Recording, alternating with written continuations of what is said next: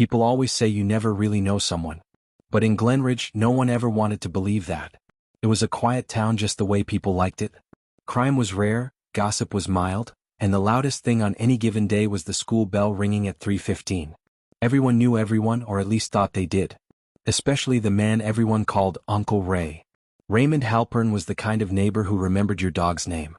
He was 57, lived alone in the same brick colonial his parents left him, and had been on Glenridge's neighborhood committee for over a decade. People trusted him. When your car wouldn't start, you called Ray. When your kid was selling fundraiser cookies, you knocked on Ray's door. He never married, never raised his voice, and he always brought his own Tupperware to community cookouts.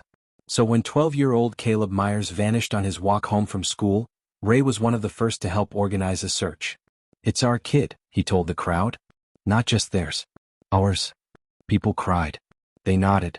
They rallied. But Caleb didn't come home. 3 weeks passed. Then came another child, 8-year-old Lila Hampton, who disappeared while riding her bike 2 streets over. Panic surged. Glenridge was no longer quiet.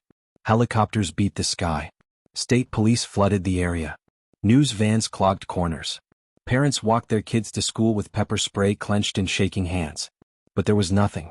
No signs. No ransom. No bodies.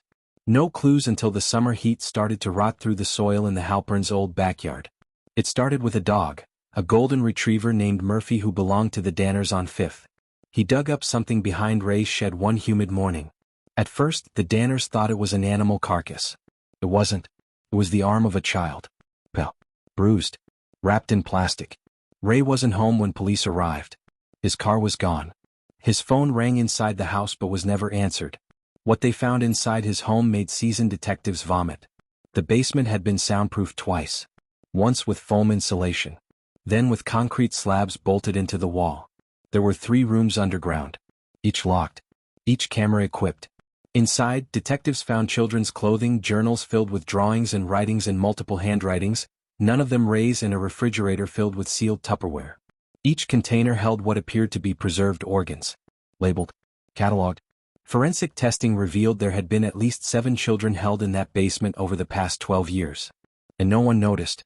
Ray had been targeting vulnerable moments, walking home from school, bike rides to the store, detours through the woods. He kept his victims alive for weeks, sometimes months, before archiving them, as he called it in his journal. He recorded every interaction, feeding schedules, behavioral observations, even how they cried on certain days. Ray saw them as specimens. Not humans. But what chilled Glenridge to its core wasn't just what he did, but who he did it to. Because 3 of the missing children had never been reported missing. Their parents had told police years ago that they ran away. 2 were foster kids.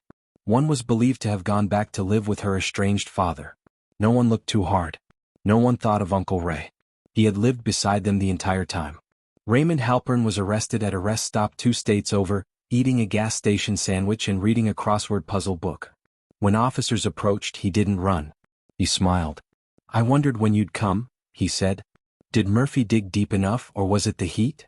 At trial, he pleaded not guilty by reason of insanity. But jurors took only 2 hours to convict him on 17 counts, including murder, unlawful imprisonment, and desecration of human remains. He will never leave prison. In Glenridge, they tore down Ray's house. The town council voted unanimously. They planted a tree where the basement used to be. A plaque reads, "For the ones who didn't come home." To this day, no one knows how many he took. Some say it was just the 7. Others whisper there are more sites. Other Tupperware boxes. Other homes. And when people say, "You never really know your neighbors," Glenridge doesn't just nod. They remember.